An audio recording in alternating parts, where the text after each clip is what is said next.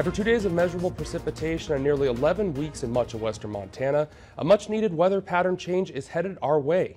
Meteorologist Russ Thomas explores the impact this will have on our ongoing wildfires. With more than 1.3 million acres scorched this summer, 2017 is now the second worst fire season on record in the northern Rockies region, surpassed only by the summer of 2012.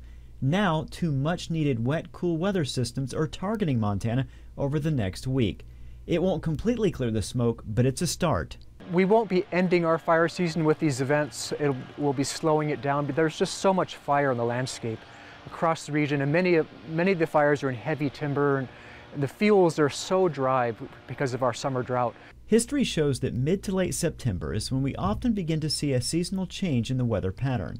The extended forecast shows a trend to cooler, wetter conditions over the next 2 weeks. This is good news, as each system may not cover all areas, but the more opportunities we have, the better. Unfortunately, the first system looks like it's going to miss out for northwest Montana and north Idaho, where we do have some very active fires. But the models are showing an even stronger, wetter system coming in directly from the west, and that will really help north Idaho and western Montana, northwest Montana particularly. The expected cooler temperatures are helpful, and the rainfall certainly very beneficial, but there is one extra factor that would trump it all. The second system next week, we could actually see widespread areas of snowpack developing into next week over the mountains throughout western Montana. More good news, the dry periods in between our rain events won't be as problematic as what we've had in recent weeks. The days will be so much cooler, the nights longer, and so our burning periods each day will be a lot shorter and less intense.